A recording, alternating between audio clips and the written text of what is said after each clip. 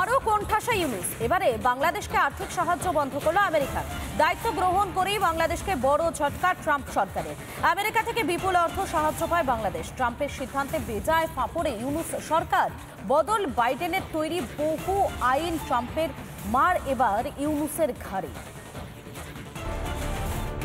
আমেরিকায় সরকার বদলের সঙ্গে সঙ্গে বিদেশ নীতিরও বদল। 20শে জানুয়ারি রাষ্ট্রপতি পদে বসতেই ট্রাম্পের মার পড়ল ইউনুসের কাঁধে। মৌলবাদের বাংলাদেশে বন্ধ মার্কিন অনুদান।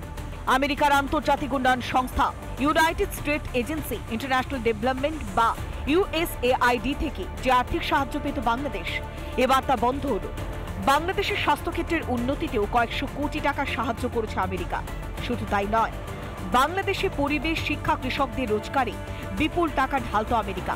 বিজ্ঞপ্তি জারি করে এবার সেই সমস্ত আর্থিক সাহায্য বন্ধ করল ট্রাম্প সরকার। বাংলাদেশকে শায়েস্তা করতে ট্রাম্প সরকার যে বড় সিদ্ধান্ত নেবে তা প্রত্যাশিতই ছিল। কিন্তু এটা কথা ভবিতব্য ছিল।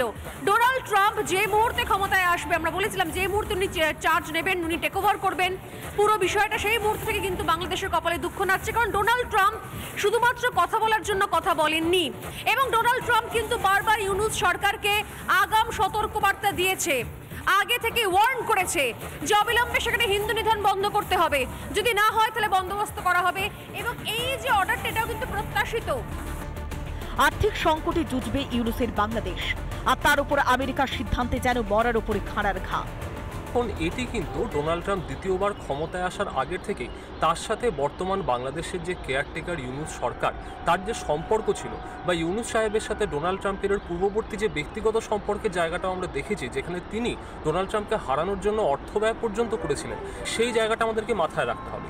দ্বিতীয়ত, বাংলাদেশে যে মার্কিন সাহায্য আসতো তার একটা বড় অংশ কিন্তু ব্যয় হতো বাংলাদেশে যে রোহিঙ্গা রিফিউজি তাদের রিহ্যাবিলিটেশনের কাজের জন্য।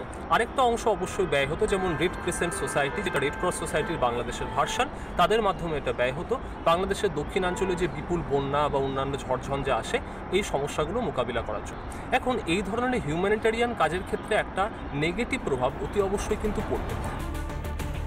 নতুন করে সাহায্যের বিষয়গুলি অনুমোদিত না হওয়া পর্যন্ত এই সাহায্য দেয়া যাবে না, এমনটাই জানিয়েছেন আমেরিকার বিদেশ সচিব মার্কো রুবিও।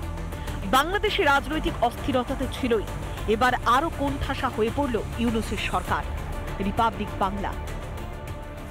নানা ধরনের কন্টেন্ট দেখার জন্য লাইক করুন, শেয়ার করুন আমাদের ফেসবুক পেজ, সাবস্ক্রাইব করুন আমাদের ইউটিউব চ্যানেল। পাশাপাশি অন্যান্য ব্রেকিং নিউজের জন্য অবশ্যই চোখ রাখুন রিপাবলিক বাংলায়।